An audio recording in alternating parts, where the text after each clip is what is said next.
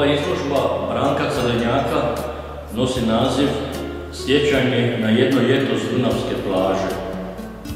Dunavsku plažu smo rekonstruirali ovdje na ovoj instalaciji, zapravo sa kupačicama, djevojkama i ženama koje sjede na Dunavskoj plaži.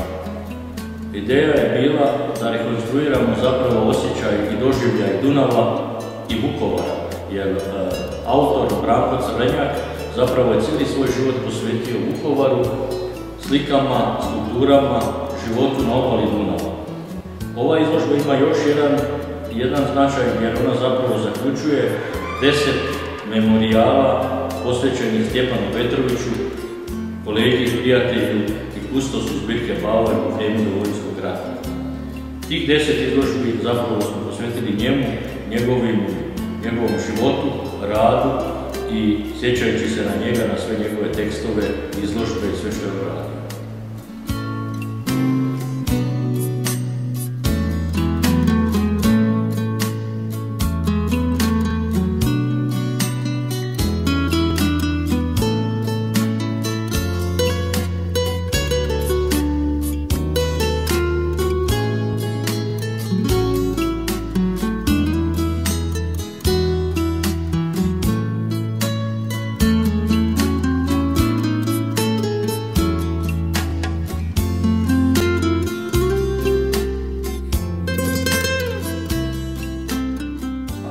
Izložba zapravo uz ovaj prvi naziv nosi isto i naziv izložba skulptura, odnosno ženskog akta u skulpturi i slici.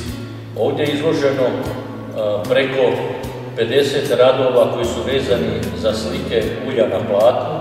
Sve su to ženski aktovi u različitim položajima, kao skice, kao slike za njegov rad u medaljama, u skulpturi, u terakoti. Branka Crvenjaka. Ovdje se on prikazao na preko 30 radova svojih skulptura, ženskih aktova u terakoti. Naravno, interesantne su nam ove na Vukovarskoj plaži, ali i brojne druge koje prikazuju žene u posebnim položajima, sjedeći na klupi, dvije zajedno zagrljene ili bilo koje druge oblike. Branko Crvenjak je vukovarska legenda, jedan od najznačajnijih vukovarskih umjetnika koji će ostati zabilježen u povijesti, koji je cijeli svoj život posvetio zapravo gradu Vukovaru, pišući knjige, kronologije i povijesne prikaze o gradu Vukovaru, a isto tako u vukovarskim ulicama i slikajući grad Vukovar. Nazvao ga je Nepoznati Vukovar. Njegova sjećanja na grad, na ulice su jako velika i tu se rodio veliki broj slika od negdje preko 250, možda i čak 300 slika koje prikazuju grad Vukovar. Ovdje na ovoj izložbi one nisu tema, već će biti tema jedne druge izložbe.